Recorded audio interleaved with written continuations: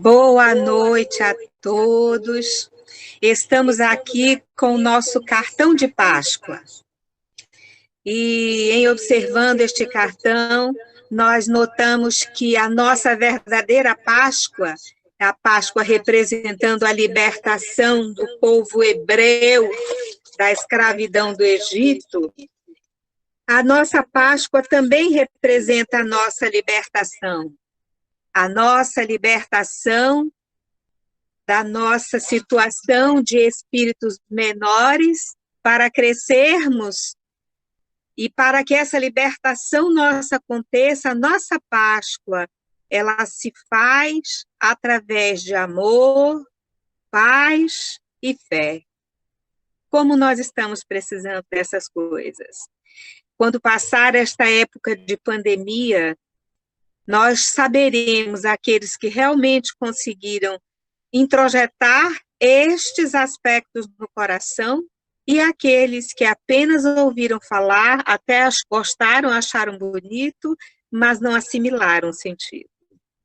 E para comemorar esse dia, vamos começar cantando uma música muito bonita. Primeiro vamos interpretar essa música.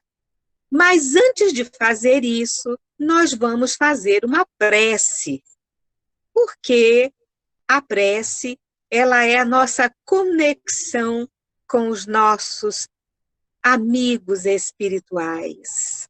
E nós vamos dizer assim: Senhor, hoje muitas comunidades terrenas comemoram a Páscoa.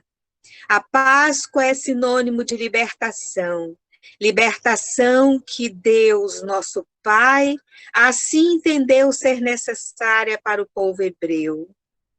Libertação que assim deve acontecer em nossos corações. Porque não é o corpo hoje que fica preso, Senhor, é a alma que se atordoa e transcorre por labirintos que não chegam a lugar nenhum, só depois de muito tempo de exploração. E isso são as nossas encarnações.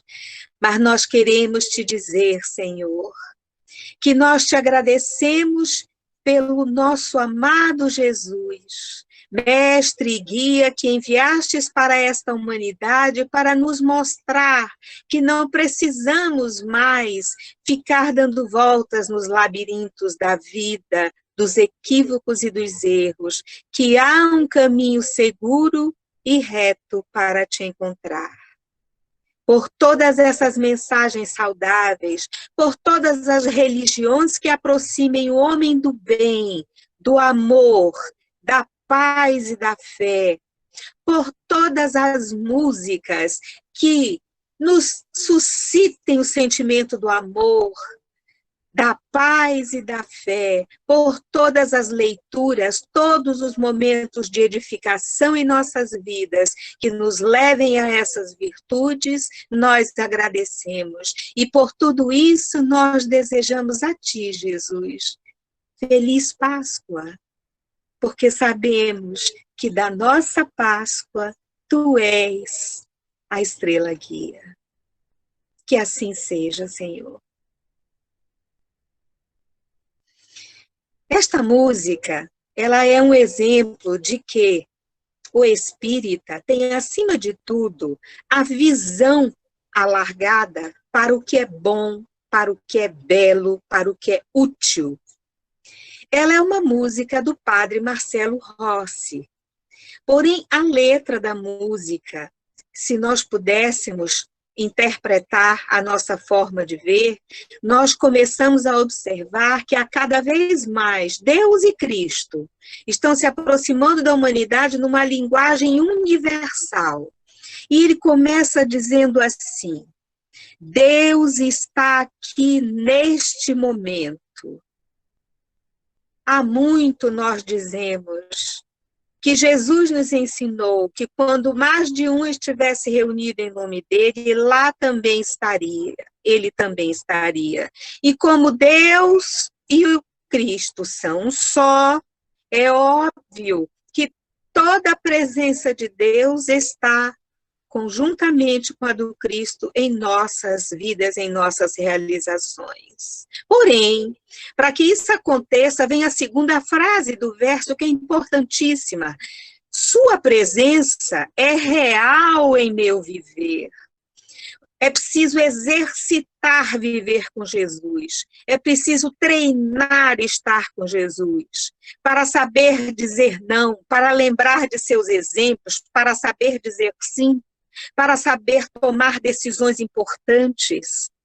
É preciso entender o significado de que hoje o sacrifício que se faz, amanhã se torna um degrau evolutivo, porque só o Cristo e Deus são capazes de entender o esforço que fizemos no dia em que tomamos a decisão que se parecia um sacrifício para nós. Então, a presença deles tem que ser real. E nós estamos com a mente muito invigilante. A nossa mente está, assim, verdadeiramente uma viajante. Ela vai a todos os lugares, conhece de todas as religiões, de todas as notificações científicas, de todos os lugares, mas não para observar a si mesmo. No silêncio íntimo do ser, onde está a presença de Deus. Aí, se Deus está perto de nós, se o Cristo vive em nossa vida, há uma solução muito fácil, que está em todas as bem-aventuranças. As bem-aventuranças simbolizam exatamente isso que ele está dizendo aqui. Entregue sua vida e seus problemas. Fale com Deus. Ele vai ajudar você. A fé, a certeza de que Deus, de que Jesus são emissários do amor e da paz, e que eles vão estar perto de nós quando nós mais estivermos aflitos, assim como no momento em que nós mais estivermos concentrados em penetrar no pensamento divino, no pensamento amoroso do Cristo. Deus te trouxe aqui para aliviar o teu sofrimento. Muitas pessoas pensam que essa vida é só de amargura, essa vida é só problema para resolver. Sim, nós estamos no mundo de provas e expiações, mas Deus nos trouxe aqui e veja, nós só estamos aqui porque Deus assim o permitiu.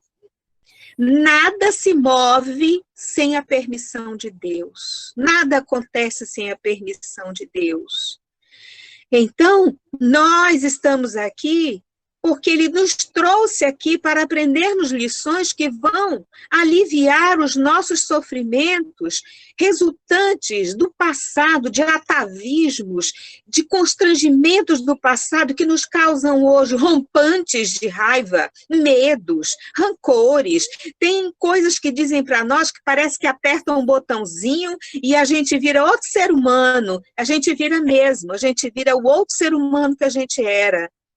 Então, nós temos que vir para a escola terra para aliviar o nosso sofrimento. E ele diz, ele, Deus, é o autor da fé, do princípio ao fim, em todos os seus tormentos. Acredite, tenha fé que Ele te trouxe aqui para te ajudar. Deus não te colocou aqui para sofrer e passar tormentos. Ele nos colocou aqui para encontrarmos o bem, a felicidade, o amor e a paz e termos fé, apesar dos nossos equívocos. Mas é preciso raciocinar isso, entender isso, para nós não nos sentirmos aquele filho magoado, aquele filho preterido, aquele ser abandonado no universo e no espaço, porque nós temos esta tendência, a culpa que carregamos no nosso subconsciente faz com que nós tenhamos, assim, uma espécie de tendência depressiva. E nós temos que entender que a função desta vida é a alegria, é aliviar os nossos grilhões do passado. E ele pula para a segunda estrofe e diz: seja qual for o seu problema, fale com Deus. Ele vai ajudar você, porque após a dor vem a alegria, pois Deus é amor e não te deixará sofrer. Só que, às vezes, essa nossa fé em entender esse processo de evolução que nós estamos vivendo, ele nos aturde tanto que nós nos perdemos. Nós esquecemos que estamos mergulhados no amor de nosso Pai. Nós estamos o tempo todo sendo amados por Ele. Nós nos esquecemos por completo disso. Aliás, poucos de nós encarnados possuem em si a dimensão desse amor, que somos amados. E veja, Deus é amor. Nós sabemos que foi exatamente o que Jesus veio nos dizer. Deus é um Pai amoroso, justo e bom. As leis naturais da doutrina espírita nos ensinam isso acima de tudo. Então, Deus não nos olha como nós olhamos a vida e como nós nos olhamos uns aos outros. Deus nos olha com a lente do amor. Só que nós não conhecemos a lente do amor como é. Nós temos uma ligeira impressão. Mas a lente do amor é muito maior do que nós verdadeiramente podemos imaginar. E ele repete: Deus te trouxe aqui para aliviar o teu sofrimento. Ele é o autor da fé do princípio ao fim em todos os teus tormentos. Nós estamos vivendo uma pandemia. Nós estamos vivendo um momento em que a gente tem uma vontade de sair, encontrar com as pessoas, rever as pessoas. Até aquilo que nos cansava parece que não cansa mais, porque a gente está tanto tempo preso que a gente tem uma vontade de passear, até ver passarinho à vontade. Aí tome cuidado das plantas para ver o verde, para sentir uma brisa. Nós estamos nos voltando à primariedade natural que somos. Filhos do Deus, parte da sua natureza de amor, assim como as plantas e todos os seres que habitam este planeta. E ele termina com nós chamamos de estribilho da música, que é uma preciosidade, lindo demais. E ainda se vierem noites traiçoeiras, se a cruz pesada for, oh meu irmão, ele não veio aliviar seus sofrimentos? Cristo estará contigo. O Cristo está conosco em cada momento. Ele disse claramente: eu vos dou a minha paz, eu vos deixo a minha paz, não a paz como o mundo vou lá dar, é a paz dele. Ele está sempre próximo de nós. O mundo pode até fazer você chorar, porque o mundo é de provas e expiações mesmo. E nós nos lembramos dos nossos equívocos, dos nossos atavismos, as nossas imperfeições afloram, as nossas e as dos outros que convivem conosco. Então o mundo pode até fazer a gente chorar, mas Deus, nosso amado Pai, nos quer sorrir. Por isso que quando eu perdi a minha visão, eu nunca mais parei de sorrir. Eu estou sempre sorrindo, porque cada palavra que eu leio, cada sentido que eu compreendo, cada vez que eu interpreto um texto de Emmanuel, cada vez que eu enxergo Cristo me ensinando no Evangelho, eu me redescubro e observo a maravilha que é viver com eles, aliviando os nossos tormentos e carregando a cruz junto comigo. Que Deus abençoe a todos, que esta música vos alivie o coração e vamos ouvi-la e cantá-la com muito amor e sentimento. Um beijo para vocês.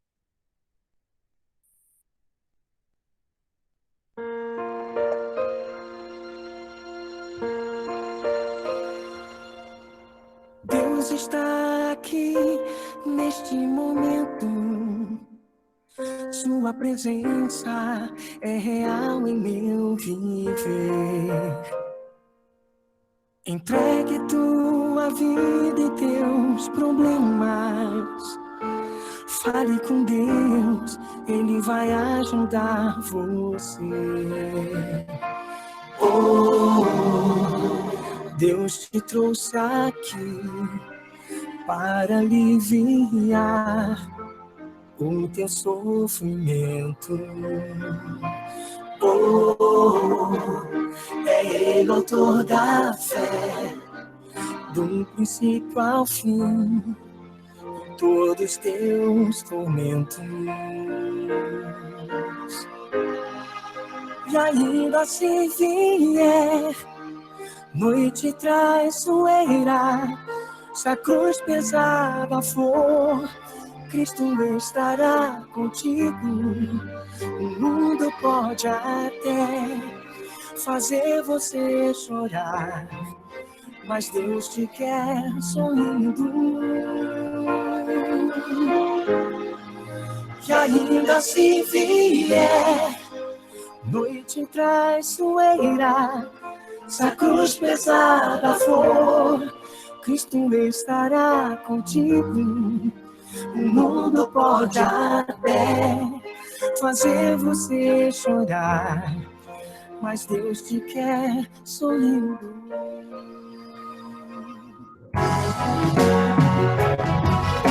Seja qual for o teu problema, fale com Deus, Ele vai ajudar você. Após a dor vem a alegria, pois Deus é amor e não te deixará sofrer. Deus te trouxe aqui para aliviar o teu sofrimento. É Ele, autor da fé, do princípio ao fim, de todos teus tormentos. E ainda se vier noite traiçoeira, se a cruz pesada for, Cristo estará contigo. O mundo pode até fazer você chorar, mas Deus te quer sorrindo. E ainda se vier noite traiçoeira, se a cruz pesada for, Cristo estará contigo. O mundo pode até fazer você chorar, mas Deus te quer sorrindo. O mundo pode até fazer você chorar, mas Deus te quer sorrindo, sorrindo.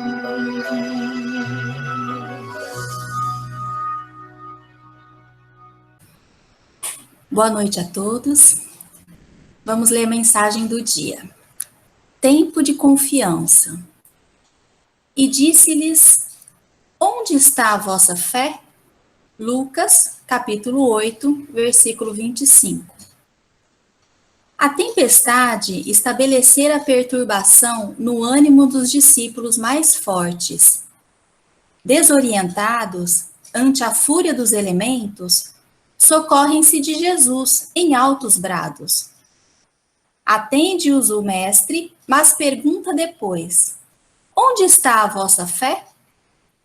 O quadro sugere ponderações de vasto alcance. A interrogação de Jesus indica claramente a necessidade de manutenção da confiança quando tudo parece obscuro e perdido. Em tais circunstâncias, surge a ocasião da fé, no tempo que lhe é próprio. Se há ensejo para o trabalho e descanso, plantio e colheita, revelar-se-á igualmente a confiança na hora adequada. Ninguém exercitará otimismo quando todas as situações se conjugam para o bem-estar. É difícil demonstrar-se amizade nos momentos felizes.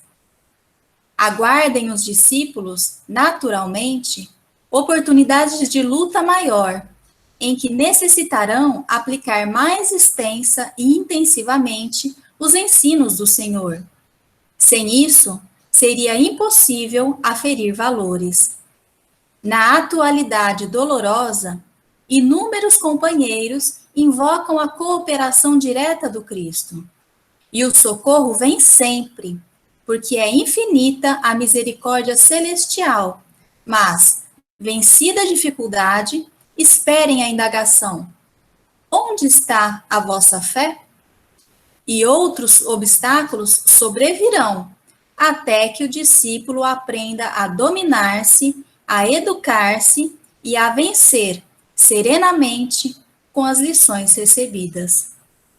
Emmanuel, Psicografia de Chico Xavier, Caminho, Verdade e Vida é o livro. Boa noite.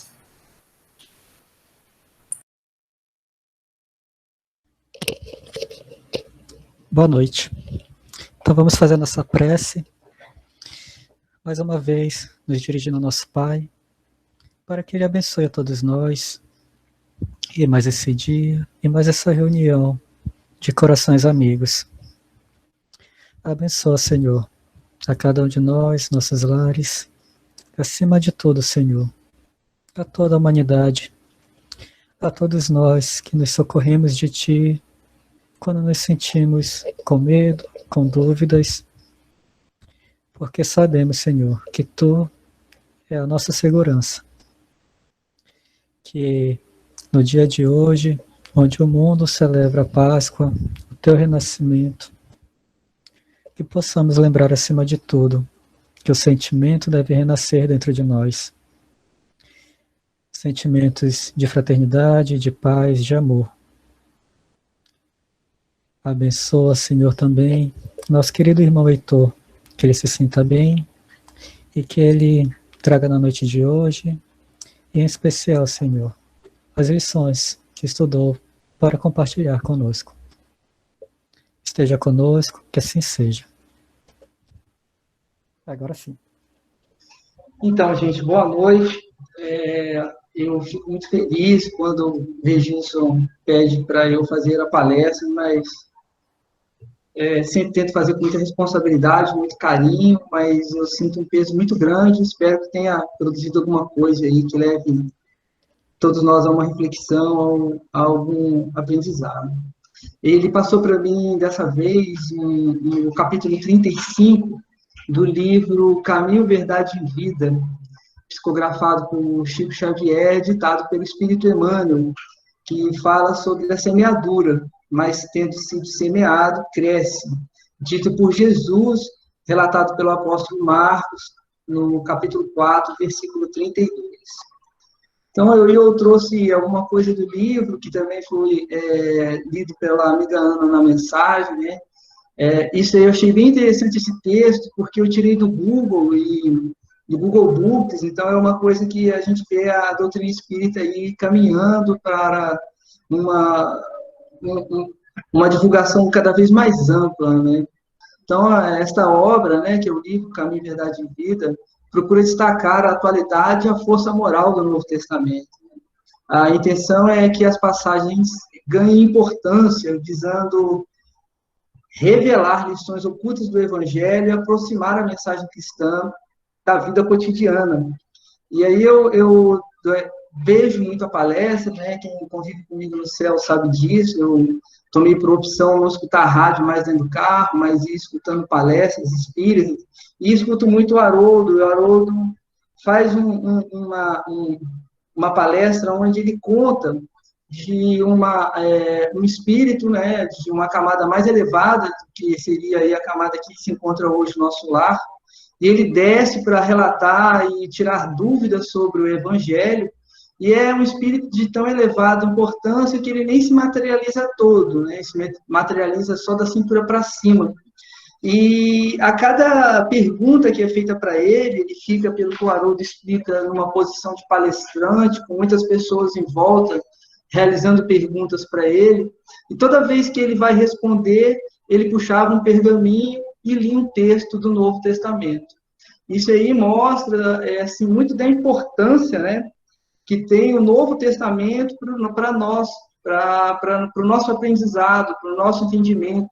Um outro amigo palestrante também, me colocando amigo, hein, como palestrante igual a eles, olha que ousadia, mas é o Arthur Valadares, e ele fala de um relato também de uma passagem lá das palestras dele, onde o mundo espiritual, que é um lugar onde as pessoas para estudo do Evangelho têm muito mais recursos que nós, né? Onde uma carta de Paulo estava sendo estudada há 150 anos. Então, é sempre motivo de muito estudo, sempre motivo de muita busca por aprendizado, toda a passagem do Novo Testamento, toda a passagem bíblica, né? É uma obra que foi publicada em 1948, e eu não resisti em colocar essa foto, eu estava procurando imagens para colocar na apresentação, né? E achei essa daí de Jesus conversando com os heróis da Marvel, né? E aí uma tradução mais simples seria: e foi assim que eu salvei o mundo. Então ele explicando aí para o Hulk, para o Capitão América, para o Thor, para o Homem-Aranha, o Homem de Ferro, né?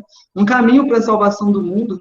Eu achei bem interessante porque essa equipe aí no mundo Marvel chama os Vingadores, né? Uma coisa que vai de contraponto com tudo que nós entendemos na doutrina espírita. E eu achei bem interessante essa imagem, né? Coloquei, me senti na liberdade de colocar. A força moral, né, do Novo Testamento, essa parte ela é comum em toda religião cristã. É uma parte que Allan Kardec, no livro Segundo o Espiritismo, ressalta logo na introdução que, por mais que hajam divergências sobre alguns entendimentos, né, esse é o grande ponto comum entre todas as religiões cristãs, né? Então, em cima disso, eu quis procurar mais sobre o capítulo 4 e o versículo do Evangelho segundo Marcos, né? Que o versículo 32 está dentro de um contexto, então eu acabei aprendendo mais um pouco sobre o Evangelho de Marcos, né? Ser convidado a realizar a palestra é sempre de muito ganho para quem vai realizar, porque a gente acaba estudando e aprendendo muito. E eu vi que o capítulo 4 do Evangelho de Marcos é um capítulo muito rico em parábolas. É uma sucessão de parábolas, assim, que vão até o versículo 38, 40, se não me engano, mas é onde Jesus, relatando, né, os dizeres de Jesus para o público que estava ali o assistindo no momento, onde ele faz uma sequência de parábolas. Ele conta primeiro a parábola do semeador, muito conhecida também por todo mundo que estuda o Evangelho, que é aquela que a semente, uma hora cai no terreno ruim, outra hora cai no terreno mais espinhoso, e em determinado momento cai numa terra boa, né? Nesse mesmo capítulo 4, a gente tem a parábola da candeia debaixo do alqueire, né, que ele não acende uma luz para deixá-la depois em um lugar onde ela não vai ser útil, né?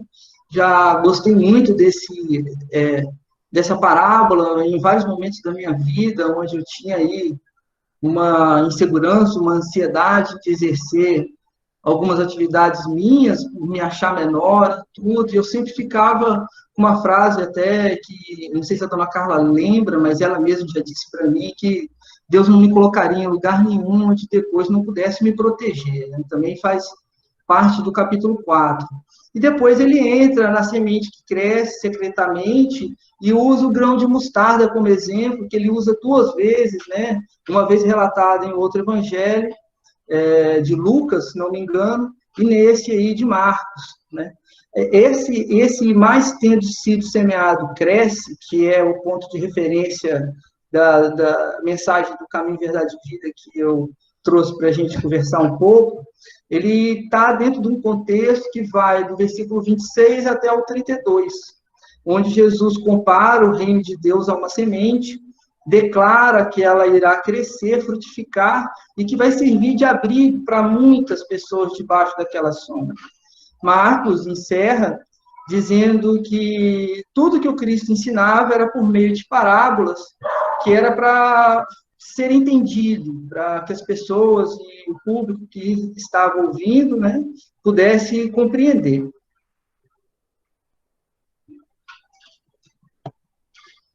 Aí eu trouxe também a parte do capítulo 4, né, do 26 ao 32, onde ele chega até o ponto que ele diz, mas tendo sido semeado, cresce. Né? Ele começa dizendo que o reino de Deus é como se um homem lançasse a semente à terra, dormisse, levantasse de noite, de dia, e a semente brotasse, crescesse, não sabendo ele como. Porque a terra, por si mesma, frutifica. Primeiro erva, depois a espiga, por último o grão cheio da espiga. Quando já o fruto se mostra, mete-se logo a foice, porque está chegada a ceifa.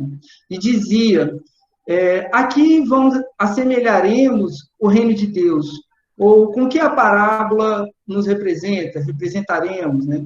É como um grão de mostarda, que quando semeia na terra é a menor de todas as sementes, mas tendo sido semeado, cresce e faz maior que todas as hortaliças, e cria grandes ramos, de tal maneira que as aves dos céus podem aninhar-se debaixo da sombra.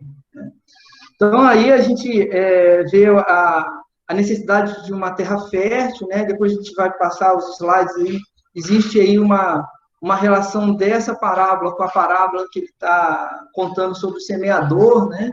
Porque é essa semente que tem que ter um lugar propício para germinar, mas por menor que seja a entrada, por menor que seja o entendimento no início sobre a proximidade do cidadão com Jesus Cristo, ali já vai crescer alguma coisa, né? Tem a lei do progresso, que é uma outra lei que nós aprendemos na doutrina espírita, né? Que a gente não retrocede, nós não andamos para trás, só à frente. E se começar com uma sementinha bem pequena, ela vai crescer, e uma hora nós seremos grandes trabalhadores de Jesus, que é um dos objetivos ou o principal objetivo da religião espírita, né, que é da doutrina espírita, que é nos levar à frente. Esse daí é todo o contexto da pequena frase que Emmanuel usou para dissertar e explicar algumas coisas, né? Mas esse mês, mais tendo sido semeado, cresce, está dentro desse texto aí, que vai do versículo 26 ao versículo 32 do capítulo 4 de Marcos.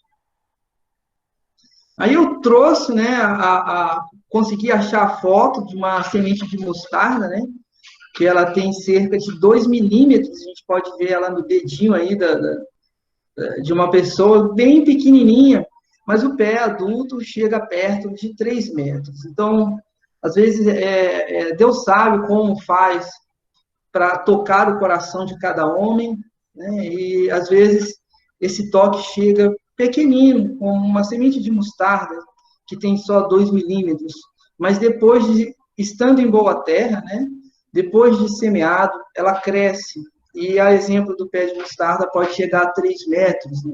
É interessante entender que Jesus usa por mais de uma vez, no exemplo da semente de mostarda, para o tamanho que o pé de mostarda fica depois, porque isso era uma coisa próxima das pessoas que ouviam, né? A semente de mostarda e o pé de mostarda era uma coisa que para o agricultor daquela região era de fácil entendimento, porque todos conheciam a semente de mostarda e todos conheciam depois a que tamanho poderia chegar o pé. Aí ainda, falando um pouco do contexto histórico, né, aí da parábola, o capítulo 4 revela que Jesus contou a parábola da semente, germinando secretamente, falava para uma grande multidão. Era um daqueles momentos onde ele ia para um barco, porque já ouvindo palestras e lendo outras coisas, a gente entende que a multidão ia se aproximando dele de tal forma, de tal forma, de tal forma, que chegava um momento que ele entrava com o barco e se afastava um pouco da margem, até para poder ter a liberdade de falar e ser ouvido. Esse capítulo registra outras parábolas, como eu disse, né? É uma sequência de parábolas, o capítulo 4 do Evangelho de Marcos, né? Uma delas é a do semeador, que tem essa relação próxima com a parábola da semente germinando, onde está a frase que Emmanuel usou para explicações. Tá? De uma forma direta, é possível dizer que ambas ensinam o mesmo princípio, porém de ângulos diferentes. A parábola do semeador destaca a responsabilidade humana, porque essa semente precisa ser jogada em terra boa, porque se ela cai numa terra árida ou numa terra de muitos espinhos, ela não vai germinar.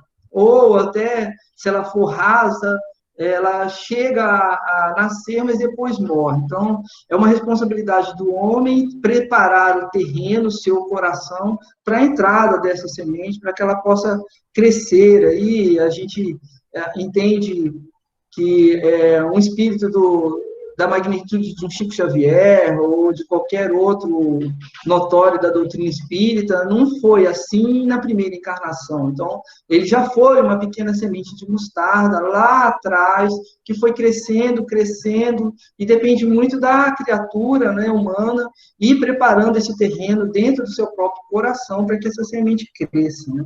A parábola, o bom solo, é uma representação de um coração que responde de forma favorável à pregação do Evangelho. Já a parábola da semente germinando enfatiza a soberania de Deus. Aplica a verdade de que o coração do homem só pode ser favorável à pregação do Evangelho se antes ele for regenerado. Então, para nós termos esse solo fértil, para que essa sementinha de mostarda de menos de 2 milímetros chegue ao tamanho de 3 metros, igual apareceu aqui, que eu consegui essas fotos, né? Espero que essa foto seja mesmo de um pé de mostarda, no Google diz que é. Mas para esse caminho acontecer, dessa pequena semente de milímetro, chegar ao tamanho dessa frondosa árvore de muita sombra aí, é preciso que o homem regenere o seu coração, né? Que tenha um bom solo para essa germinação. Aí um pouco desse contexto, né, desse capítulo do Evangelho de Marcos, desse capítulo 4, que daria estudos, assim, a exemplo do que o Arthur Valadares, que conta que no mundo espiritual há um estudo de uma das cartas de Paulo, que tem 150 anos, talvez esse capítulo 4 aí servisse para estudos de pelo menos 200 anos, né? Mas eu consegui, tentei trazer alguma coisa aí, pelo menos para contextualizar o que a gente está trazendo no livro Caminho, Verdade e Vida para reflexão. Aí chega nessa frase, que vocês viram que é uma frase já do último parágrafo ali, de Jesus contando da parábola, onde como é que eu posso dizer, dissecado aí pelo Espírito Emmanuel, em forma de uma passagem muito bonita para reflexão. Mas, tendo sido semeado, cresce. Eu acho legal essas partes do Evangelho que são ditas por Jesus, né? Não é ninguém falando as interpretações dele, é alguém expressando o que Jesus disse, relatando o que ele disse, né? Marcos, no versículo 32. Então, aí agora já são as explicações de Emmanuel, já realmente dentro do livro Caminho, Verdade e Vida. É razoável que todos os homens procurem compreender a substância dos atos que praticam nas atividades diárias. Ainda que estejam obedecendo a certos regulamentos do mundo, que os competem a determinadas atitudes, é imprescindível examinar a qualidade de sua contribuição pessoal no mecanismo das circunstâncias, porquanto é da lei de Deus que toda semeadura se desenvolve.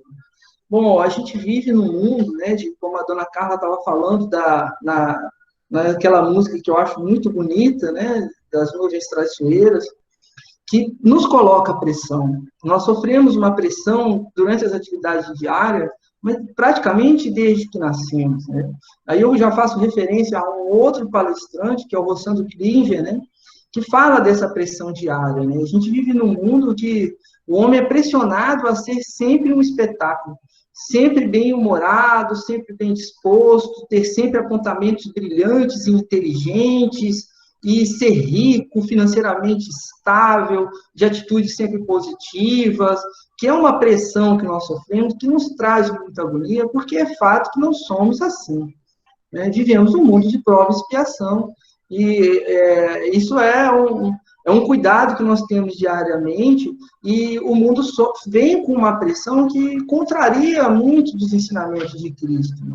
Então, a pessoa, por essa pressão vir, né, ela acaba, esses regulamentos do mundo, levando ele a tomar qualquer tipo de atitude para conseguir um bem-estar financeiro melhor, a atropelar as pessoas no trabalho para conseguir crescimento, ou fica sendo obrigado, não gosto nem de citar mais meu trabalho na Assembleia do Estado, para não parecer muito antiético, a ficar dentro de um contexto que te obriga a tomar certas posições coniventes com atitudes de outras pessoas que não são nem de perto atitudes cristãs, né? Mas dentro disso tudo, nós devemos refletir sobre as nossas práticas, em como eu estou me colocando diante disso tudo, qual a minha contribuição pessoal no mecanismo dessas circunstâncias, né? A gente sofre essa pressão desde a adolescência. Na adolescência, já o homem, o menino, a menina já vem sofrendo uma pressão do mundo para que tenha o corpo perfeito, para que tenha algumas coisas assim que não vão levar a crescimento espiritual nessa encarnação, né? A gente está aqui por outros motivos. Eu acredito que não podemos nos distanciar do momento do mundo em que estamos, né? Jesus não fez isso, sempre participou do momento judeu que ele viveu há 2000 anos atrás, mas tomando cuidado com os nossos posicionamentos, de como nós nos comportamos e como nós nos posicionamos diante das coisas, né? Então, ele continua que o bem semeia a vida e o mal semeia a morte. O primeiro é o movimento evolutivo na escala ascensional para a divindade, e o segundo é a estagnação. Então, toda vez que a gente semeia o bem, que a gente pratica o bem, que apesar dessas práticas diárias, certos regulamentos do mundo, nós nos posicionamos de uma forma a cultivar e a semear sempre o bem, a gente está cultivando a vida. E quando a gente não faz isso, a gente está trazendo problema para a gente mesmo, né? E semeando a morte. Então, ele já alerta, muitos espíritos, de corpo em corpo, permanecem na Terra com as mesmas recapitulações durante milênios. A semeadura condicionou-os à chamada morte no pecado. Bom, então a gente vem com os nossos defeitos.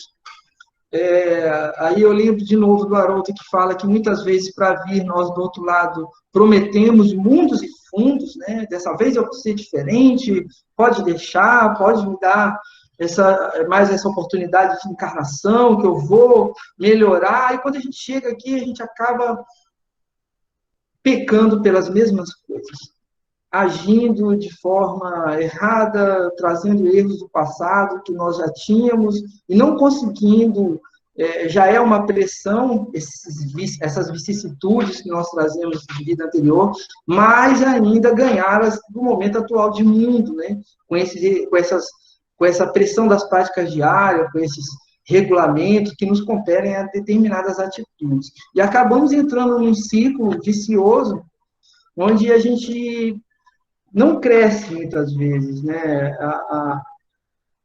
É comum, entre as palestras que eu escuto e o que eu procuro ler sobre a doutrina espírita, a multidão de espíritos que se arrependem pelo tempo perdido aqui, por não terem aproveitado a encarnação para ascender mais um pouco, para crescer mais um pouco, e repetindo erros, e por pressões, e determinadas atitudes, muitas vezes criando mais problemas, né? E voltando com mais débito do que veio. Aí continua ainda dentro do mais tendo sido semeado cresce, né? Já ainda só lendo o que diz o livro Caminho, Verdade e Vida, atravessam os dias resgatando débitos escabrosos e caindo de novo pela renovação da sementeira indesejável. Então, nós chegamos com muitos débitos, produzimos muito pouco e acabamos errando mais e semeando mais coisa ruim para nós. é um cuidado que nós precisamos tomar, né, em nossas posturas, né, em nossa conduta em relação a esse mundo de pressão que nós vivemos. A existência deles constitui largo círculo vicioso, porque o mal se enraiza ao solo ardente e árido das paixões ingratas, paixões que só nos levam ao sofrimento. Somente o bem pode conferir o galardão da liberdade suprema, representando a chave única e suscetível de abrir as portas sagradas do infinito à alma ansiosa. A nossa alma anseia por ser do bem, né? Eu lembro da música do Harmonia, que fica sempre no meu carro, né? Eu lembro até da voz da Dona Carla, que ressalta, pelo menos na versão que eu tenho, que dentro de nós mora um anjo que muito quer ser feliz. Então, ficar preso a essas paixões ingratas só nos traz sofrimento, né? Só o bem pode conferir o galardão da liberdade que nós tanto ansiamos, né? Nossa alma é ansiosa por isso. Agora, é difícil a ruptura do ciclo vicioso. Haja, pois, suficiente cuidado em nós, cada dia, porquanto o bem e o mal, tendo sido semeados, crescerão junto de nós, de conformidade com as leis que regem a vida. Cada vez que a gente comete um ato ruim, é como uma semente de uma erva daninha que nós plantamos do nosso lado, né? E plantou, tem que colher. O plantio é livre, mas a colheita é obrigatória. É necessário um olhar voltado para o nosso interior. O que mora em nosso coração? A fé, o amor ou a discórdia, o orgulho, o egoísmo, a vaidade? Todos os dias enfrentamos situações que nos confrontam. Precisamos ter paciência para entender que, apesar da nossa fé ser pequena, a gente tem muito espírito de luz iluminando, aqueles que voltam os pensamentos e as atitudes para o bem. Então, se a gente... nesse ponto, eu ressalto a necessidade da oração, de se manter sempre em contato com os espíritos que estão à nossa volta e que querem o nosso bem. Apesar da nossa, muitas vezes, insegurança, aqueles vacilos, mas se a gente está monitorando os nossos pensamentos e cuidando dos nossos atos, os espíritos de luz que nos rodeiam vão se aproximar de nós e vão nos conduzir ao bem. Que as provações do dia não estraguem a nossa fé, que é tão vulnerável, mas que nos proporciona reflexão para conseguir forças e superar os obstáculos, evoluindo sempre. Essa análise dos nossos sentimentos, estamos semeando bem em todos os momentos da nossa vida, é aquela prática de Santo Agostinho, que no final do dia fecha o olho e pensa: o que eu fiz hoje? Será que eu cometi muitos enganos?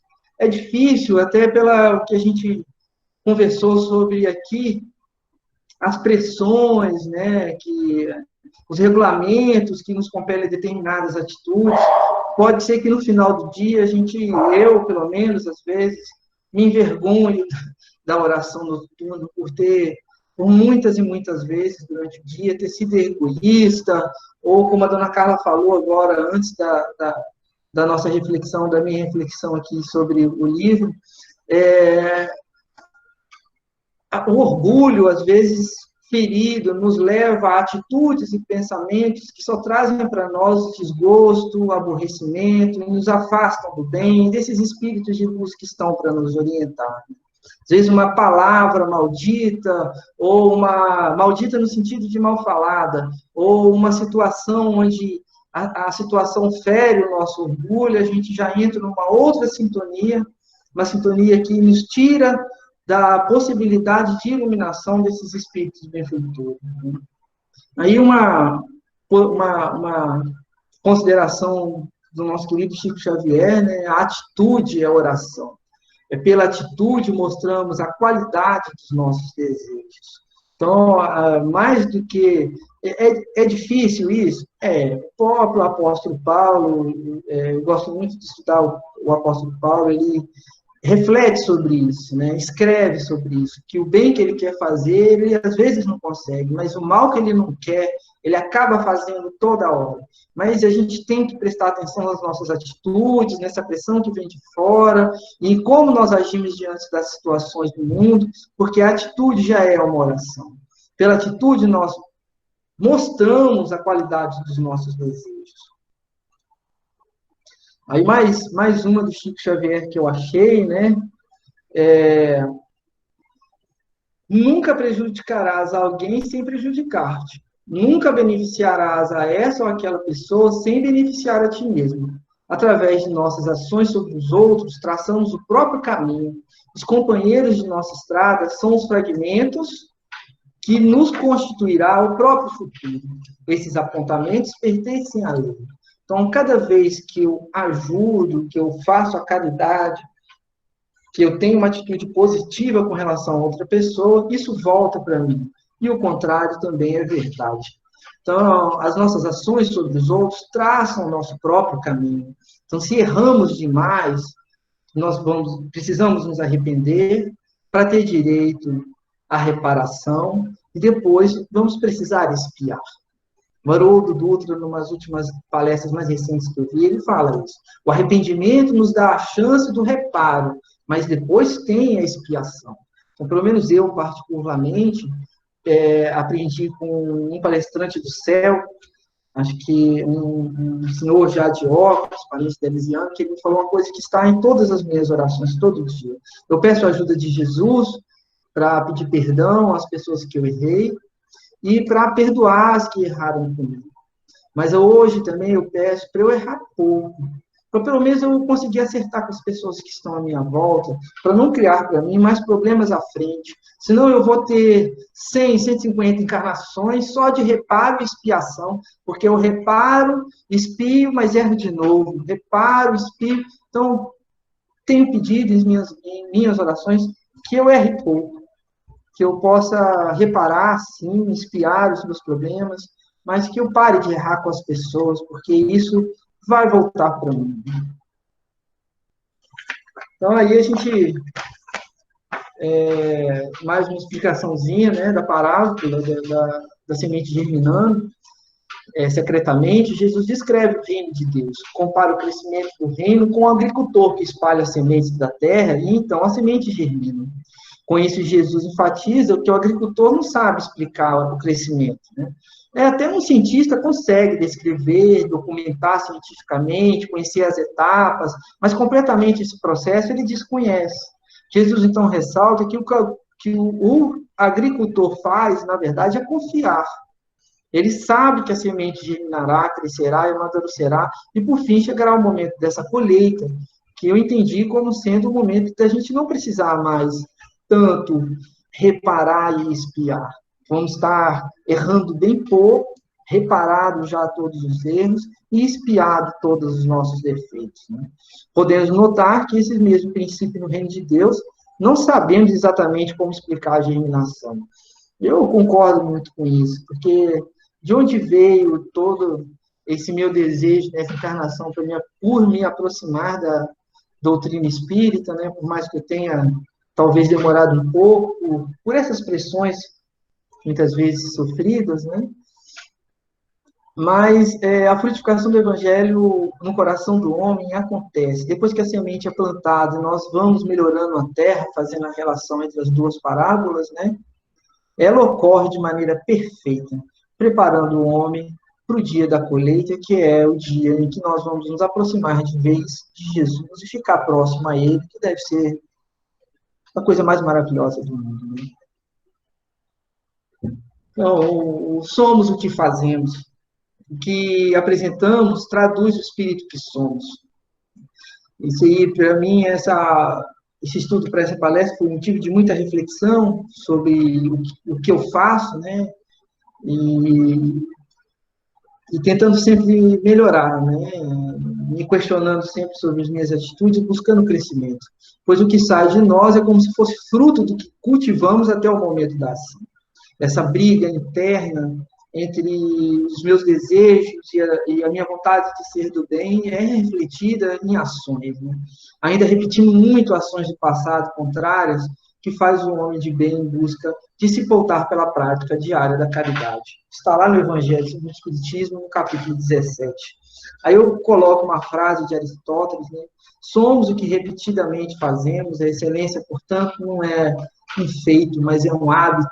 Precisamos buscar as boas práticas, a boa conduta, os bons pensamentos o tempo todo, até conseguir aí ter a terra fértil que vai fazer essa semente de mostarda bem pequenininha virar uma árvore bem frondosa, se Deus quiser. Aí o último slide, tá, gente? Também no capítulo 17 do Evangelho, ser bom, caridoso, laborioso, sóbrio, modesto, são qualidades do homem virtuoso. Infelizmente, são acompanhadas quase sempre de pequenas falhas morais que as desmerecem e enfraquecem. É atrás de suprir e eliminar essas pequenas falhas morais que deve ser pautada a nossa existência, por mais que o mundo faça pressão por outros caminhos. A virtude que podemos desenvolver em nós será o bem que oferecemos amanhã, de modo natural, às pessoas que convivem conosco. Então, nós estamos no meio necessário para o nosso crescimento. As pessoas que estão ao nosso redor são as que nós precisamos ter para cultivar essa semente em nós, né? Fruto cultivado do homem em reforma. Esforço nesse mistério representa também uma virtude, essa luta, pois o esforço significa a semeadura em nossa compreensão, pois, como adverte Emmanuel, haja, pois, suficiente cuidado em nós cada dia, quanto o bem e o mal, tendo sido semeado, vai crescer. Plantio é livre, mas a colheita é obrigatória. Mas guardemos a certeza, e mais uma vez Chico Xavier, que pelas próprias dificuldades que já foram superadas por nós, que não há mal que dure para sempre. Então, uma hora, todas essas nossas pequenas falhas morais que nos desmerecem, que enfraquecem, às vezes, as nossas atitudes boas, vão desaparecer. Precisamos tomar cuidado sempre com o que tem sido semeado à nossa volta, para que no futuro a gente se aproxime cada vez mais de Jesus. Então, eu agradeço, né? Deixei aí só o PowerPoint, porque com esse confinamento, me cortando cabelo, eu estou poder ficar dentro de casa e não pegar o tal do coronavírus. Agradeço muito aí, espero não ter estendido demais o tema e ter levado alguma coisa de positivo para todos nós nesse domingo de Páscoa. Feliz Páscoa. Muito obrigado, muito obrigado, obrigado. Obrigada, Heitor. Obrigada.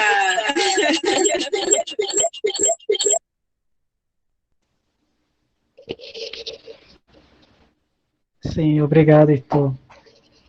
A gente às vezes tem algumas dificuldades, né? Esse nosso esforço de manter a nossa atividade da palestra, às vezes a gente tem um pouco de dificuldade com a questão da internet, conexão, mas eu acredito que o nosso grande esforço é realmente esse, da gente se manter junto, se manter próximo, se manter unido, principalmente com tudo isso que está acontecendo, que nossos sentimentos, nossos pensamentos, eles se fortaleçam e mantenham essa conexão. E a gente se despede e também gostaria de dizer que quem quiser ativar o seu áudio e dar o seu boa noite para a nossa semana, para esse momento, né? Pode ficar à vontade. Boa noite! Boa Beijo para todo mundo! Boa noite, Dona Maria! Obrigada pelo seu Boa noite. Beijo para todo mundo! Um abraço, beijo para todos.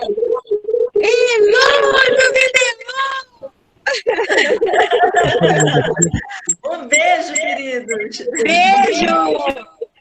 Tudo de bom aí, Para você também. Obrigada. Que Deus abençoe todos vocês!